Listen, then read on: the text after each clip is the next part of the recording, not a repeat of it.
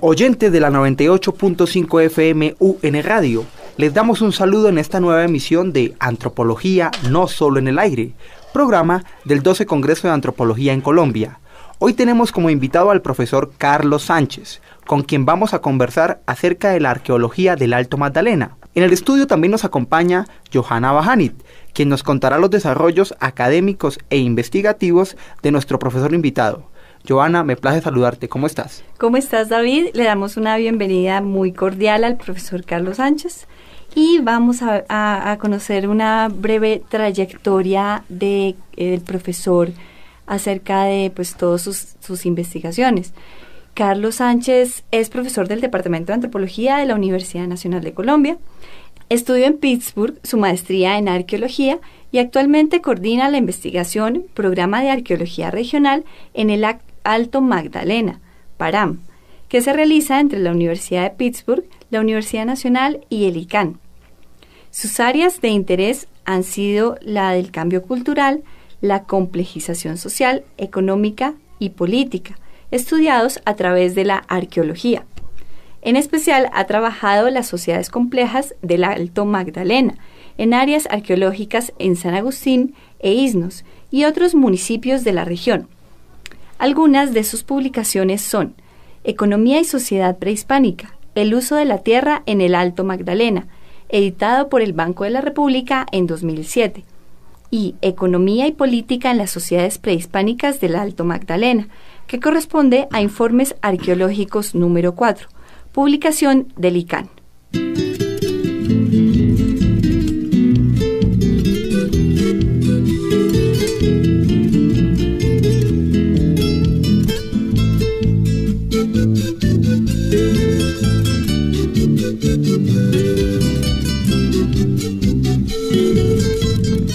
Bueno, ahora sí, conociendo algunas de las temáticas en las que trabaja el profesor e investigador Carlos Sánchez, podemos preguntarle acerca de lo que le ha interesado y de las investigaciones actuales que desarrolla y coordina.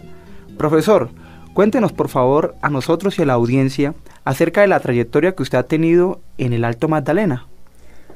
Bueno, el proceso de investigación arqueológico se inició en el año 1984 con algunas inquietudes propuestas en la monografía para optar al título de pregrado. De allá a acá pues han pasado mucha agua bajo el puente, los problemas a investigar han variado muchísimo, la ambición en los temas también ha variado, y de una arqueología puntual que realizamos en aquella época, pues ahora queremos aproximarnos a problemas sociales y culturales mucho más complejos, mucho más ambiciosos, en varias de las áreas que componen realmente o hacen parte de la conocida como región del sur del Alto Magdalena.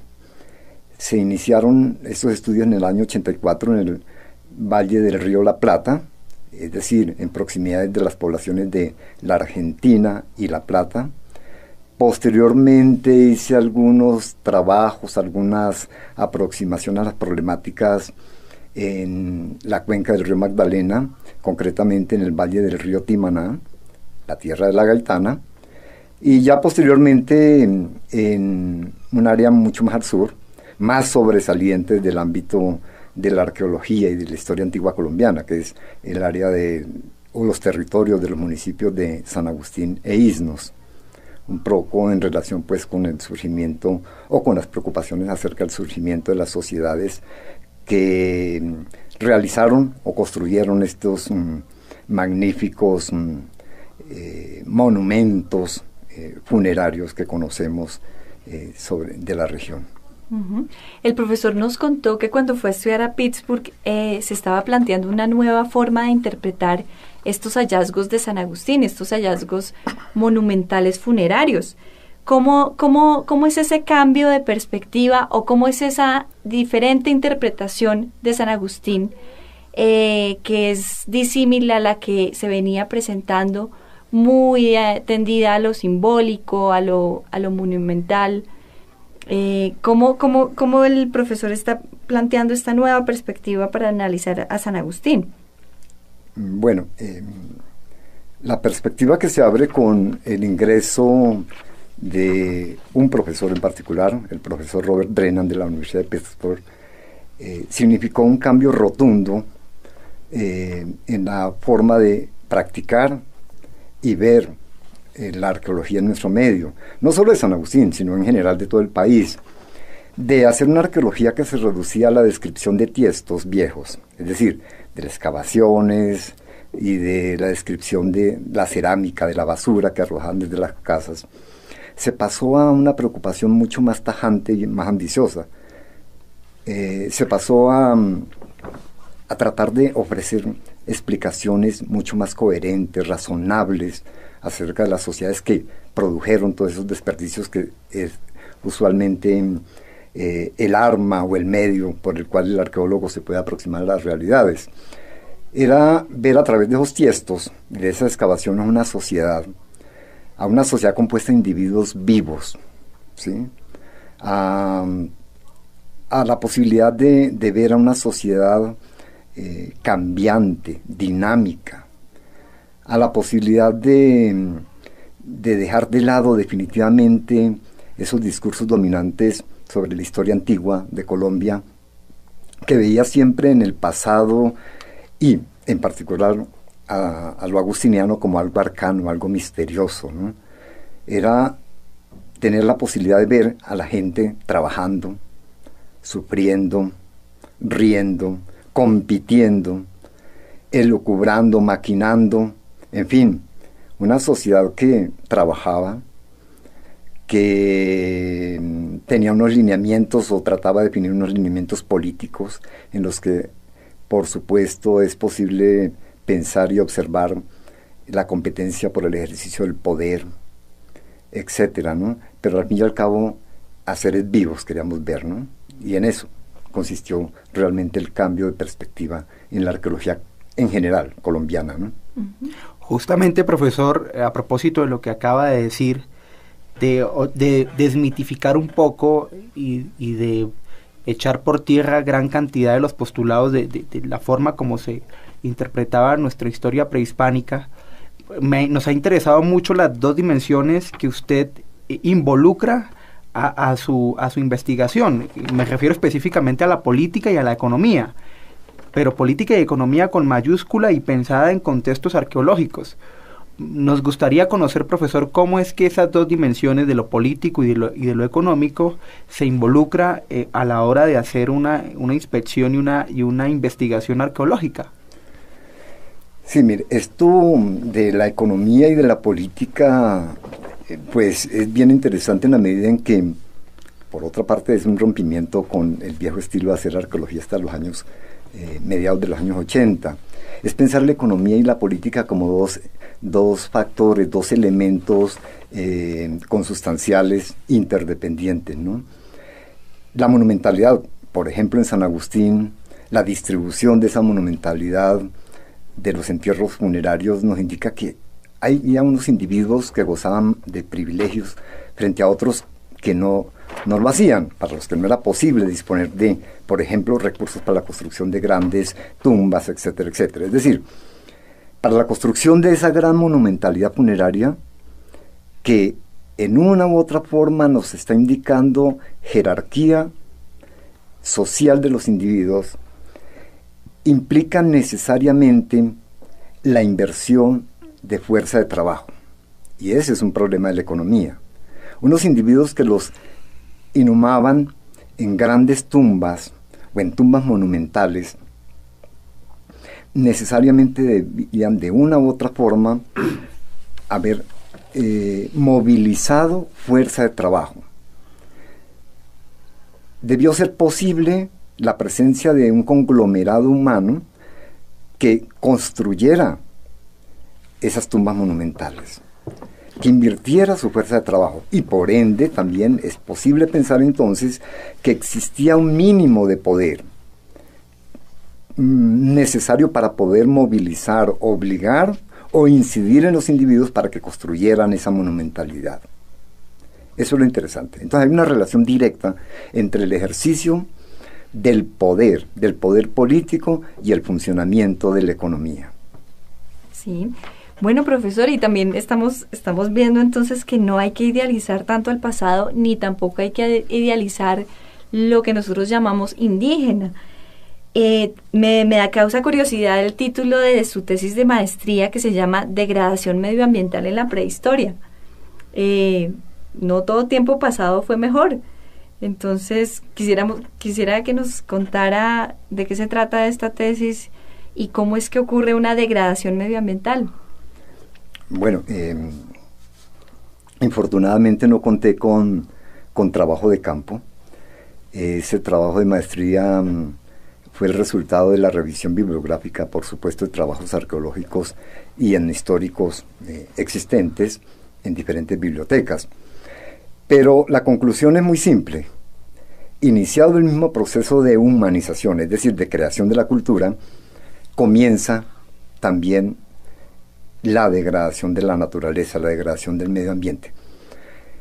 En el siglo XIX, un viejito barbado, muy famoso posteriormente, decía que por muchos triunfos que cobremos sobre la naturaleza, llegará un momento en que ésta cobrará venganza. En el pasado también es posible advertir que muchas de las acciones culturales, por supuesto, del hombre fueron contraproducentes, que son contraproducentes.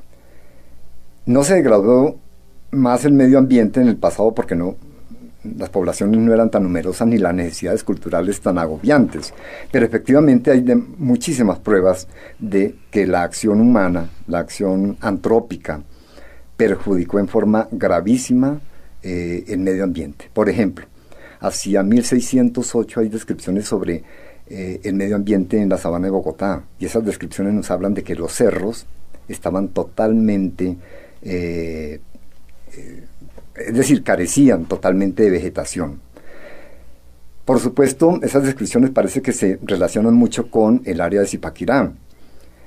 ¿Por qué se habían talado los bosques? Porque necesitaban el combustible necesario para la producción, primero de cerámica, y con esa cerámica la producción de sal.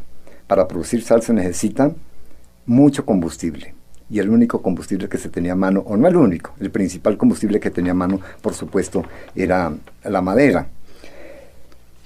Y en muchos otros aspectos, en muchos otros casos, es posible advertir que la degradación fue muy aguda en el pasado. Por supuesto, no tan aguda como en el presente resultado de la revolución industrial, pero sí, la acción humana en el pasado también fue contraproducente en relación con nuestra madre naturaleza, ¿no?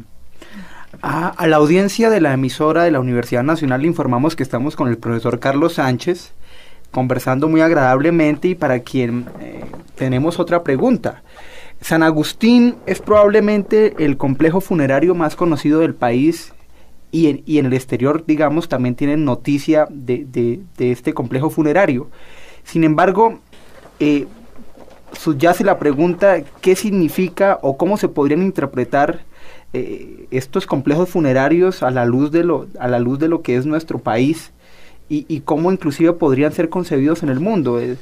Digamos, ¿cuál es la impresión que el profesor tiene al respecto?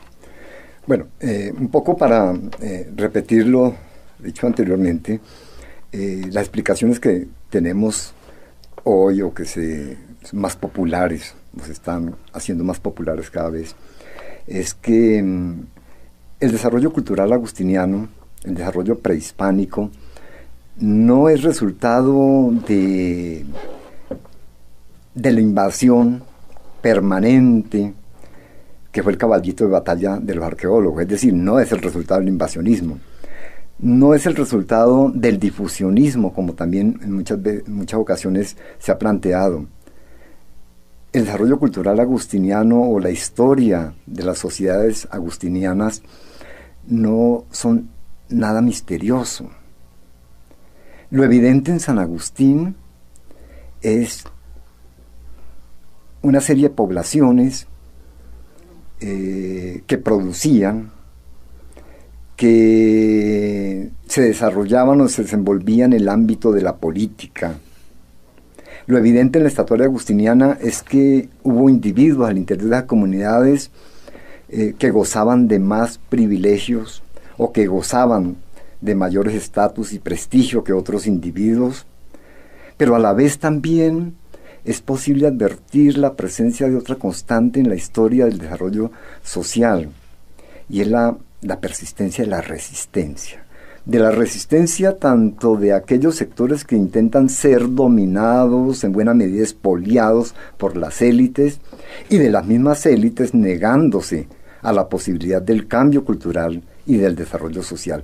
Eso es lo que se nota a grandes rasgos con la monumentalidad del arte funerario y con la distribución de esta monumentalidad funeraria frente a algo que pasa inadvertido por quien visita la zona, y es la multiplicidad de entierros de individuos que no disfrutaban de prestigio, no gozaban de estatus dentro de la sociedad, es decir, de los comuneros. Las tumbas de los comuneros nunca las ve el visitante de San Agustín, pero son miles y miles las que puede encontrar uno con un trabajo minucioso. Esas no se advierten en el paisaje, porque eran los individuos de menos rango. Pero eso no significa que estas poblaciones no estuvieran también desarrollando estrategias de resistencia frente a esa posible dominación que estaban desarrollando o tratando de perpetuar las élites de la zona. Uh-huh.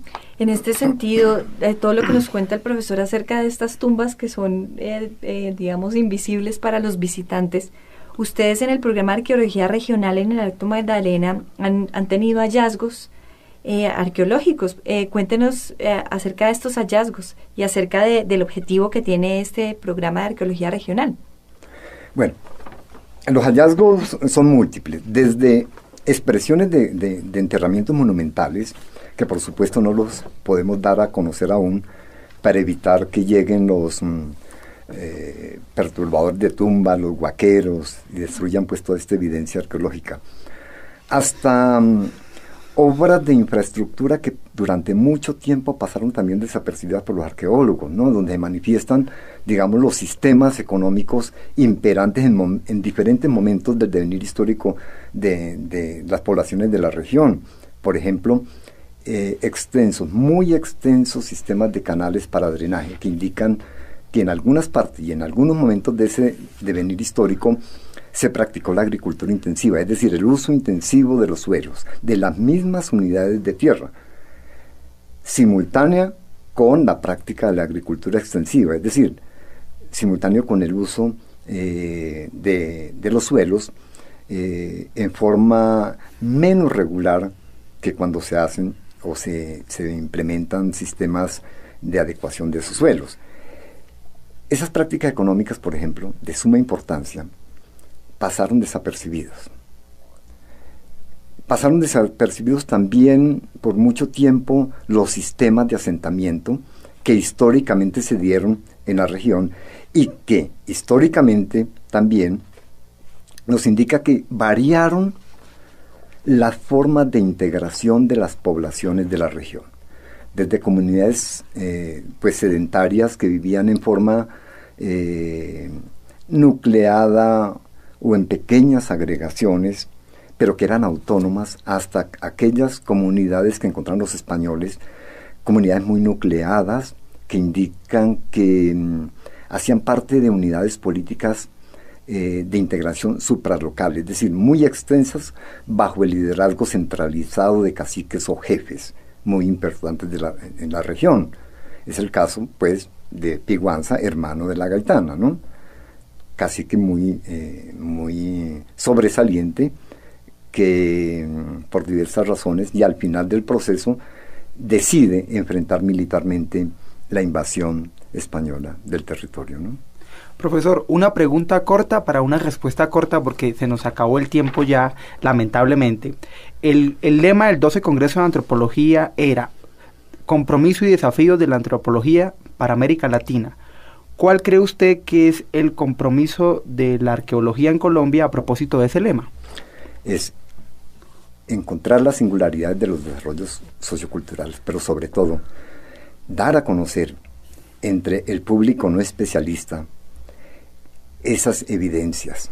Es decir, hacer de la investigación arqueológica o histórica antigua un material que sea fácilmente discernible y aprovechable por las poblaciones no académicas. Ese es el fin último de las ciencias sociales. También a mí el tema compromiso social me sugiere una pregunta que resulta muy interesante en esto de la arqueología.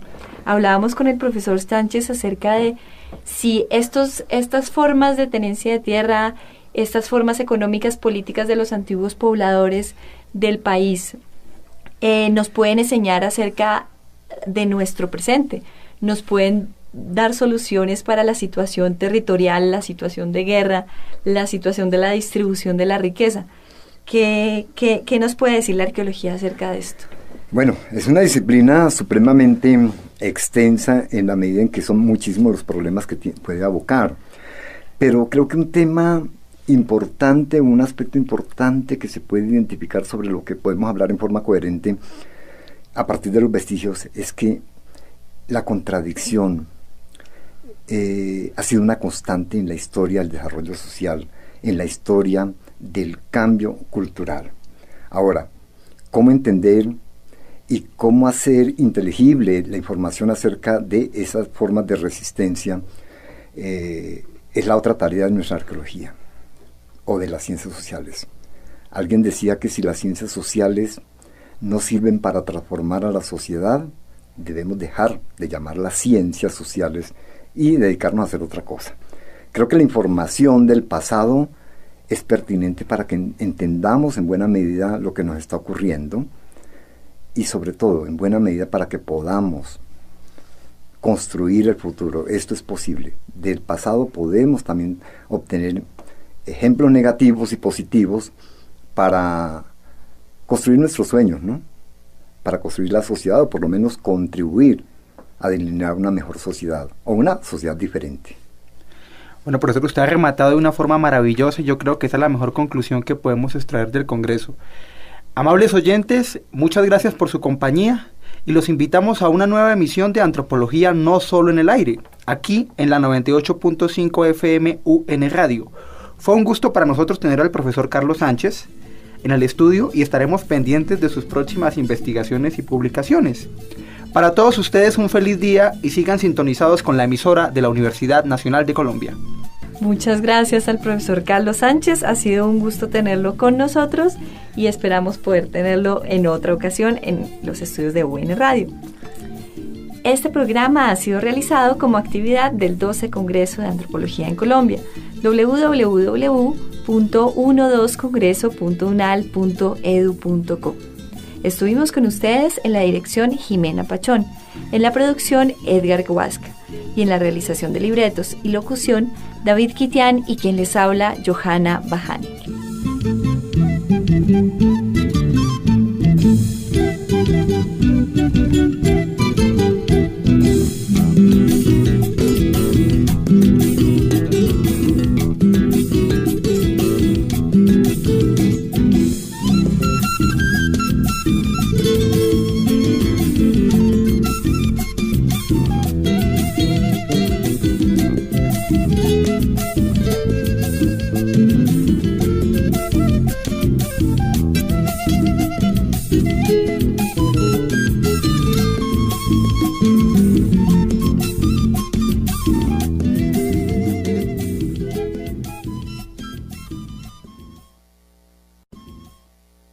En especial ha trabajado las sociedades complejas del Alto Magdalena, en áreas arqueológicas en San Agustín e Iznos y otros municipios de la región.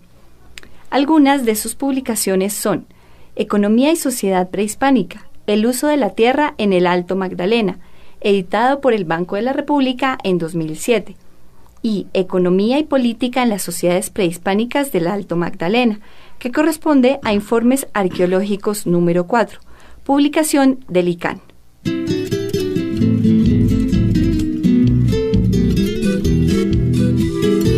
Oyente de la 98.5 FM UN Radio, Les damos un saludo en esta nueva emisión de Antropología no solo en el aire, programa del 12 Congreso de Antropología en Colombia. Hoy tenemos como invitado al profesor Carlos Sánchez, con quien vamos a conversar acerca de la arqueología del Alto Magdalena. En el estudio también nos acompaña Johanna Bajanit, quien nos contará los desarrollos académicos e investigativos de nuestro profesor invitado. Johanna, me place saludarte. ¿Cómo estás? ¿Cómo estás, David? Le damos una bienvenida muy cordial al profesor Carlos Sánchez y vamos a conocer una breve trayectoria. Se inició en el año 1984 con algunas inquietudes propuestas en la monografía para optar al título de pregrado. De allá a acá pues han pasado mucha agua bajo el puente, los problemas a investigar han variado muchísimo, la ambición en los temas también ha variado, y de una arqueología puntual que realizamos en aquella época, pues ahora queremos... del profesor acerca de pues todas sus investigaciones. Carlos Sánchez es profesor del Departamento de Antropología de la Universidad Nacional de Colombia. Estudió en Pittsburgh su maestría en arqueología y actualmente coordina la investigación Programa de Arqueología Regional en el Alto Magdalena, PARAM, que se realiza entre la Universidad de Pittsburgh, la Universidad Nacional y el ICANN.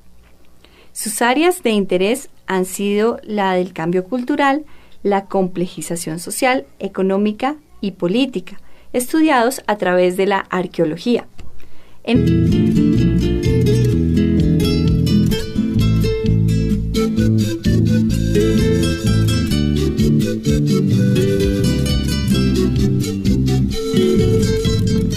Bueno, ahora sí, conociendo algunas de las temáticas en las que trabaja el profesor e investigador Carlos Sánchez, podemos preguntarle acerca de lo que le ha interesado y de las investigaciones actuales que desarrolla y coordina. Profesor, cuéntenos por favor a nosotros y a la audiencia acerca de la trayectoria que usted ha tenido en el Alto Magdalena. Bueno, el proceso de investigación arqueológica